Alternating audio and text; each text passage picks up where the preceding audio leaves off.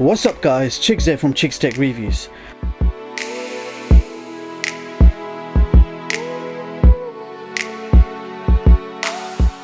So today I've got my hands on a new HD gaming capture card which supports USB 3.1, bypasses HDCP protection, captures 1080p at 60 frames per second, supports live streaming, so you'll be able to hook up your favorite game console via HDMI, be it the Xbox, PlayStation, Nintendo Switch, etc. And you'll be able to directly capture that footage to Windows, Mac, and this will even work on Android smartphones. So this is quite a unique capture card and I can't wait to try it out for myself to see how well it works. So without further ado, let's just get it out of the box and see what it looks like. So this is everything you get in the box, beginning with the user manual. You're getting a small driver CD which has free capture software included for Windows, Mac and Android. Over here we have a USB 3 to Type-C adapter, a USB Type-C cable, an OTG cable, standard HDMI cable, last but not least the capture card itself.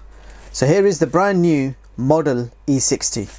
First thing that hits me is it's tiny in size. It's made completely from metal and that's going to help in keeping this device cool. That remains to be seen. On the top we have the logo and some ventilation on the front. Now on the side we have an HDMI in, HDMI out. If we keep going, there's vents on this side, and on the other side we have our audio ports for microphone in, out, and we have a USB-C port. Okay, so I'll quickly explain how this works. You plug in the USB-C section directly to your Windows laptop, your Mac or your smartphone, and on this side in the HDMI in port you need to plug in your main capturing source, be it your gaming console, your TV box, your Fire Stick, etc. And the HDMI output will go directly into your monitor or TV.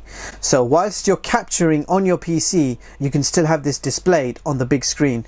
We are going to be testing out the audio to make sure audio gets recorded whilst we're capturing. So we're definitely going to test all the functions of this capture card, and the only thing we're probably not going to do is live streaming, but I will also give you a demonstration of how that works. So let's get all connected up and I'll be right back. So I'm going to show you how to set this up as well to make things easier for you. We've got an HDMI cable coming out from the back of my TV.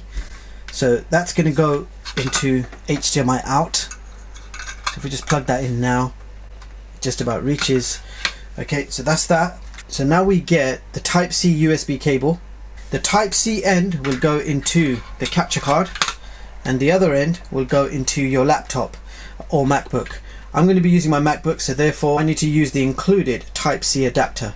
So get that ready and plug it straight into the MacBook. Okay, so we've got them two connected. Now we need a source that we're actually going to stream. So I've decided to start with the Amazon Fire TV Stick because this has HDCP protection. So this would not normally work on any standard capture card. So I'm going to plug this in to HDMI in, and I can just about flip that around. HDMI in, plug in the Fire Stick. Okay, so we're all set.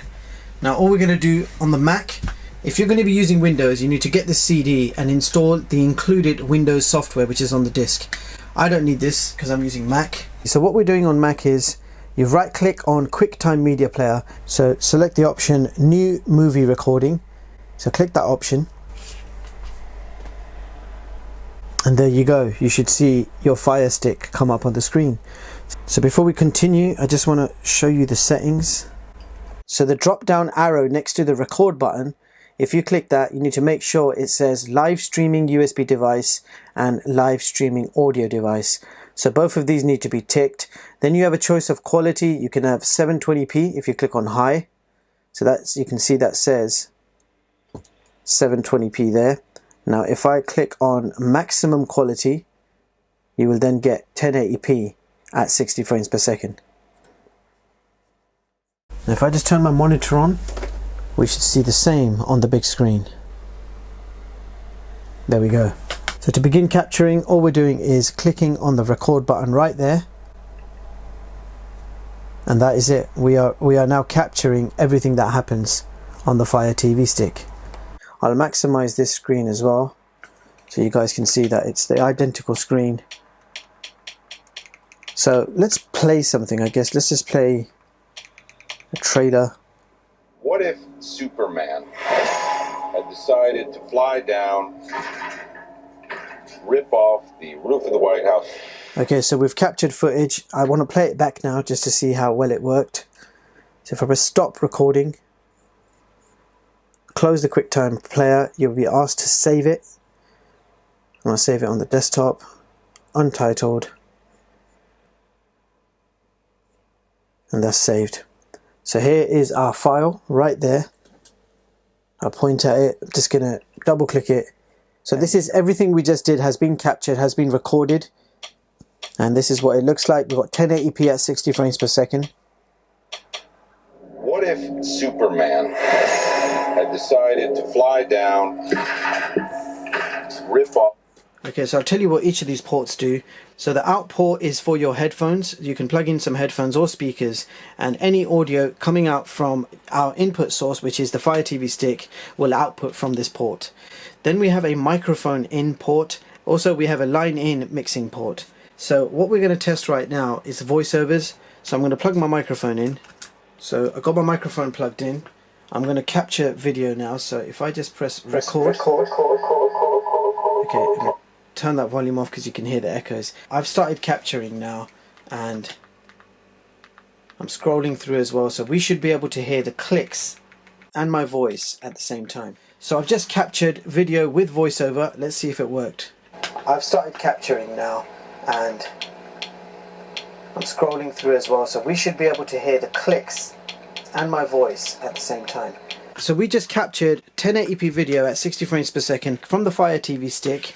We bypassed HDCP protection, and we were successfully also able to do a voiceover. So everything has worked spot on as it should. So I'm very impressed with this capture software so far. But now we're going to take it into the gaming side, what it's actually designed for. So let's get the PlayStation 4 on the table. So I've got the PlayStation 4 connected. You can see both screens are ready, and we're ready to capture. Now, the best part about this capture card is there is no configuring needed. It's simply plug and play.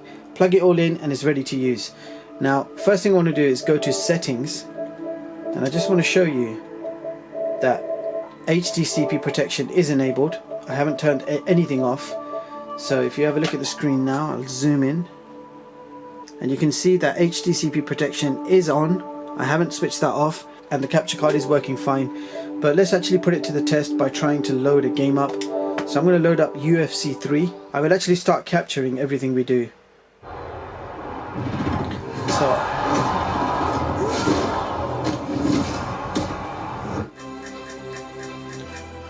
working absolutely fine. There's Conor against Khabib 2, and I'm Conor McGregor, and we're going to try and get some revenge.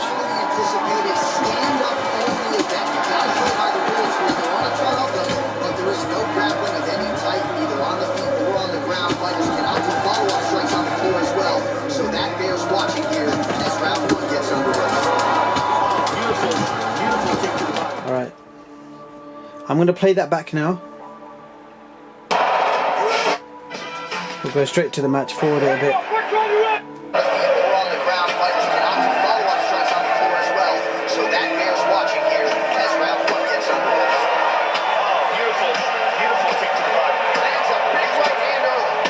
So as you can see, capturing has worked fine. We've got 1080p at 60 frames per second, captured beautifully, and it's working as it should.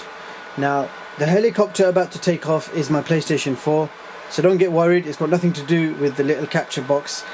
It's my PS4, it's got issues. So now I want to show you how you can use this capture card with your smartphone. So I'm going to be using the Samsung Galaxy S8, but you can use any Android phone. The app you need to download is called Cloner Alliance. It's a free app. Download it and get it open. Okay, it will give you some instructions there, but you don't really need to even look at that. Grab this cable that's in the MacBook, that same cable. You can close the MacBook and move it out the way. Grab your phone, plug that same cable in, use by default, and press OK. And there we go. We've got the PlayStation 4 screen on our smartphone, and of course we're outputting on the big screen as well. So basically you have a lot of options in the smartphone app. You can change your resolution from 480p, 720p to 1080p. I'll leave it on 1080p. You've got options for PIP. You can activate your phone camera at the same time, be it the front or the back. I will activate the back camera to show you how it works. So enable PIP.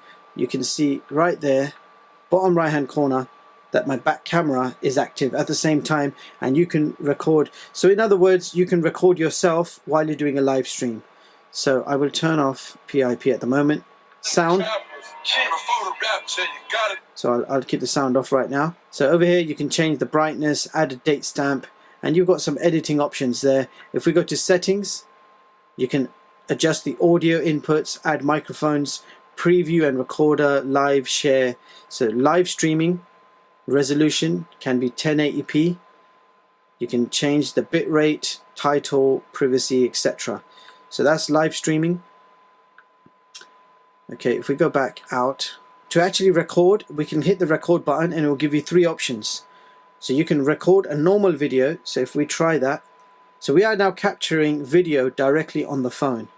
So stop, and here's our video right there.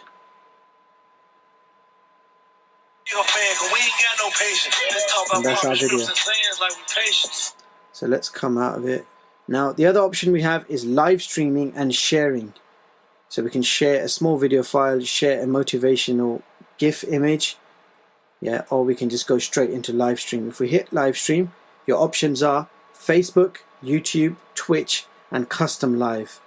Awesome stuff. So we could live stream this game right now on YouTube and share it with all the viewers. And over here you can watch your recorded files just by clicking that, and this is what we've recorded earlier, videos and images.